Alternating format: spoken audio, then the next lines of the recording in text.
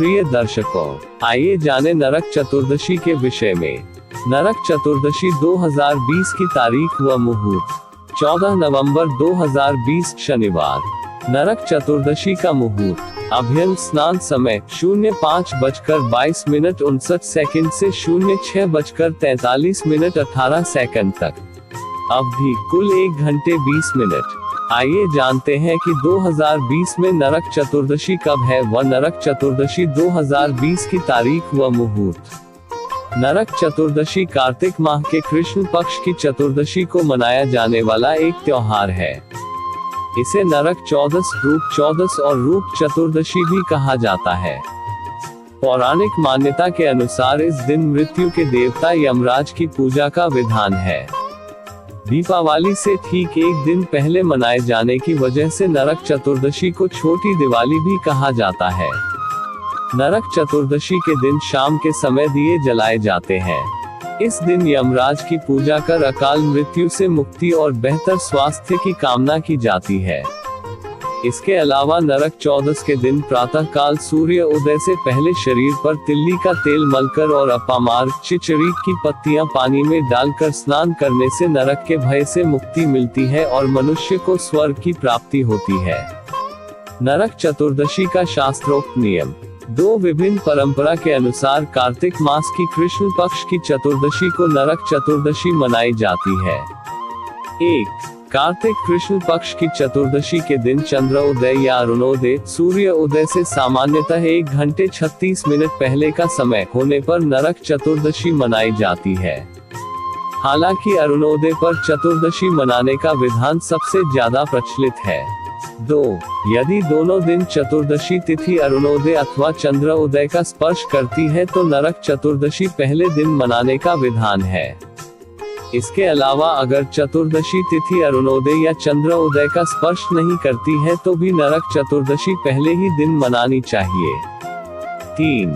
नरक चतुर्दशी के दिन सूर्योदय से पहले चंद्रोदय या फिर अरुणोदय होने पर तेल अभ्यंग, मालिश और यम तर्पण करने की परंपरा है। नरक चतुर्दशी पूजन विधि। 1. नरक चतुर्दशी के दिन प्रातः काल सूर्य उदय से पहले स्नान करने का महत्व है। इस दौरान तिल के तेल से शरीर की मालिश करनी चाहिए। उसके बाद अपामार्ग यानी चिरचिरा औषधीय पौधा को सिर के ऊपर से चारों ओर 3 बार घुमाएं। 2. नरक चतुर्दशी से पहले कार्तिक कृष्ण पक्ष की अहोई अष्टमी के दिन 1 लोटे में पानी भरकर रखा जाता है। नरक चतुर्दशी के दिन इस लोटे का जल नहाने के पानी में मिलाकर स्नान करने की परंपरा है। मान्यता है कि ऐसा करने से नरक के भय से मुक्ति मिलती है। 3. स्नान के बाद दक्षिण दिशा की ओर हाथ जोड़कर यमराज से प्रार्थना करें। ऐसा करने से मनुष्य द्वारा वर्ष भर किए गए पापों का नाश हो जाता है। 4. इस दिन यमराज के निमित्त तेल का दिया घर के मुख्य द्वार से बाहर की ओर लगाएं। 5. नरक चतुर्दशी के दिन शाम के समय सभी देवताओं की पूजन के बाद तेल के दीपक जलाकर घर की चौखट के दोनों ओर, घर के बाहर व कार्यस्थल के प्रवेश द्वार पर रख दें। मान्यता है कि ऐसा करने से लक्ष्मी जी सदैव घर में निवास करती हैं। 6. नरक चतुर्दशी को रूप चतुर्दशी या रूप चौदस भी कहते हैं, इसलिए रूप चतुर्दशी के दिन भगवान श्री कृष्ण की पूजा करनी चाहिए। ऐसा करने से सौंदर्य की प्राप्ति होती है। 7. इस दिन निशीत काल अर्धरात्रि का समय में घर से बेकार के सामान फेंक देना चाहिए। इस परंपरा को दारिद्र्य निवारण कहा जाता है। मान्यता है कि नरक चतुर्दशी के अगले दिन दीपावली पर लक्ष्मी जी घर में प्रवेश करती है, इसलिए दरिद्र यानी गंदगी को घर से निकाल देना चाहिए। नरक चतुर्दशी का महत्व और पौराणिक कथाएं। नरक चतुर्दशी के दिन दीप प्रज्वलन का धार्मिक और पौराणिक महत्व है। इस दिन संध्या के समय दिए की रोशनी से अंधकार को प्रकाश पुंज से दूर कर दिया जाता है। इसी वजह से नरक चतुर्दशी को छोटी दीपावली भी कहते हैं। नरक चतुर्दशी के दिन दिए जलाने के संदर्भ में कई पौराणिक और लौकिक मान्यताएं हैं। 1. राक्षस नरकासुर का वध। पुरातन काल में नरकासुर नामक एक राक्षस ने अपनी शक्तियों से देवता और साधु संतों को परेशान कर दिया था।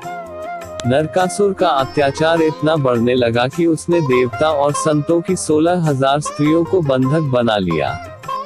नरकासुर के अत्याचारों से परेशान होकर समस्त देवता और साधु संत भगवान श्री कृष्ण की शरण में गए।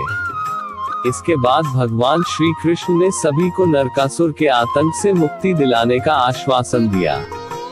नरकासुर को स्त्री के हाथों से मरने का श्राप था, इसलिए भगवान श्री कृष्ण ने अपनी पत्नी सत्यभामा की मदद से कार्तिक मास के कृष्ण पक्ष की चतुर्दशी को नरकासुर का वध किया और उसकी कैद से 16,000 स्त्रियों को आजाद कराया। बाद में ये सभी स्त्री भगवान श्री कृष्ण की 16,000 पट रानियां के नाम से जानी जाने लगी। नरकासुर के वध के बाद लोगों ने कार्तिक मास की अमावस्या को अपने घरों में दिए जलाए और तभी से नरक चतुर्दशी और दीपावली का त्योहार मनाया जाने लगा। 2. दैत्यराज बलि की कथा। एक अन्य पौराणिक कथा में दैत्यराज बलि को भगवान श्री कृष्ण द्वारा मिले वरदान का उल्लेख मिलता है। मान्यता है कि भगवान विष्णु ने वामन अवतार के समय त्रयोदशी से अमावस्या की अवधि के बीच दैत्यराज बलि के राज्य को 3 कदम में नाप दिया था। राजा बलि, जो कि परम दानी थे, उन्होंने यह देखकर अपना समस्त राज्य भगवान वामन को दान कर दिया। इसके बाद भगवान वामन ने बलि से वरदान मांगने को कहा। दैत्यराज बलि ने कहा कि हे प्रभु, त्रयोदशी से अमावस्या की अवधि में इन 3 दिनों में हर वर्ष मेरा राज्य रहना चाहिए।